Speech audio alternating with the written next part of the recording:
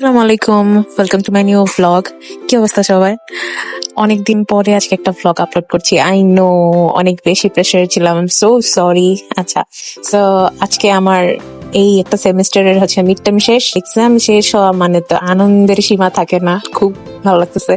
আর exam টাইমেই আমার birthday ছিল, সো বার্থডে তো সেলিব্রেট করাই হয় নাই। তো নেক্সট দিন যেদিন এক্সামটা শেষ হলো, অনেক জায়গায় ঘুরছি। ওই দিন সারাদিন মন চাইলো যে এদিক সেদিক অনেক জায়গায় ঘুরে বেড়াই। কয়েকদিন ধরে দেখতেছেন যে একটানা বৃষ্টি হইতেছে, তাই না? বৃষ্টির মধ্যে চা খাবো না তা কি হয়? আমার তো বৃষ্টি দেখলে কয়েক কাপ চা এমনি খেতে ইচ্ছা করে।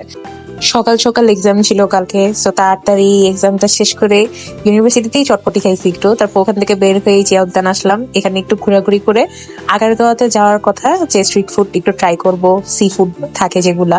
তো তার আগে আমরা একটু জিয়া উদ্যান ঘুরলাম, একটু দিয়াবাড়ি গেলাম, কয়েক জায়গায় যাওয়া হয়েছে। টিপ টিপ বৃষ্টি মাথায় পড়ে মাইগ্রেন পেইন উঠে গেছিল যদিও। তারপর জিয়া উদ্যান ঘুরে শেষে ভাবলাম যে এত তাড়াতাড়ি আগারগা কি চলে যাবো নাকি, স্ট্রিট ফুড তো তখনও স্টার্ট হবে না রেডি করা। তো আমরা ভাবলাম যে আচ্ছা, মেট্রো যেহেতু কাছেই আছে আগারগা স্টেশনে, তাহলে ওখান থেকে না হয় দিয়াবাড়ি চলে যাওয়া যায়। সে খুব আইসক্রিম খেতে ইচ্ছা করছিল, এমনি একটু গালে ব্যথা আমার। তো কোনো কিছু টেস্ট পাচ্ছিলাম না, একটু আইসক্রিম খাইছি, ভালো লাগছে এই বৃষ্টির মধ্যে। তারপর আস্তে আস্তে চলে যাচ্ছিলাম আগারগার মেট্রো স্টেশন দিকে। ও সরি, আমি কিছু ফুল কিনছি মাথায় দেওয়ার জন্য। তো একটা ফুল অবশ্য ছিঁড়ে পড়ে গেছে। উত্তরা দক্ষিণের স্টেশনে নামলাম। ওখানে ভাবলাম যে আমরা কাইকিং করব, কিন্তু আমার খুব মাইগ্রেন পেইন উঠেছিল, যার কারণে আমার আর পসিবল হয়নি কাইকিং করার। তারপর কতক্ষণ বসেছিলাম, মানে আমার ইচ্ছা করছিল যে সুন্দর একটা বৃষ্টি বৃষ্টি ভাব আছে, তো বসে থাকা যায় নদীর পাশে। তারপর ওই লেকের পাশে বসেছিলাম, তারপর চটপটি খাইছি, ফুচকা খাইছি।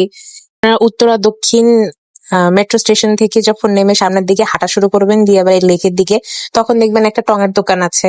তো ওখানে বৃষ্টির সময় বসে আমার চা খেতে এত ভালো লাগছিল।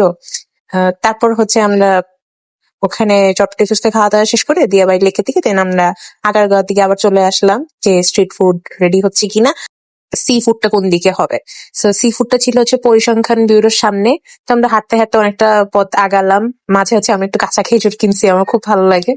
তারপর ওখানে গিয়ে দেখি যে 2 বা 3টার মতোই সি ফুডের সেকশন আছে।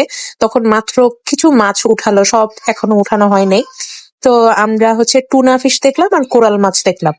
তো এই দুইটা থেকে আমরা ভাবলাম যে আচ্ছা, টুনা ফিশটা নেওয়া যায়। সেটা ভালোই, 1.5 কেজির মতো, প্রায় 1.5 কেজির মতো ছিল, অনেক বড় ছিল, 800 টাকা ছিল। কোরাল মাছটা 1000 টাকা, নাকি 1100 টাকার মতো ছিল, আর টুনা মাছটা 800 টাকার মতো ছিল। অনেক যত্ন করে তারা বানাইছে, বারবিকিউ করছে। আমরা একটা করে রুটি নিছি, শেষ করা যাচ্ছিল না, অনেক বড় যেহেতু মাছটা। তারপরও আমরা ফিশ লাভার, সো মাছ খাচ্ছিলাম খুব মজা করে। আমি জানতাম না আসলে আগে যে এখানে এত রকমের স্ট্রিট ফুড পাওয়া যায়। এখন সব একদম মানে ঝাল কিছু যদি খেতে চান ঝালও আছে, মিষ্টি চাইলে মিষ্টিও আছে, সবকিছুই অনেক মজা বলতে গেলে। আর আমি সি ফুডের এখানে দেখলাম যে অনেক যত্ন করে বানাচ্ছে, বাকি জায়গায় কি আমি জানি না, বাট আশা করি এই জায়গায় রিভিউ আমি ভালোই দেখলাম যে না, অনেক মজা সবকিছু। দেন আমাদের খাওয়া দাওয়া শেষে একটু জুস খাইছি, মিক্সড ফ্রুট জুস আমার খুব পছন্দ।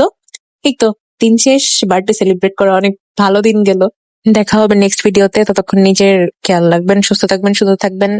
আল্লাহ হাফেজ। ও হ্যাঁ, আর বেশি বেশি করে ঘুরবেন।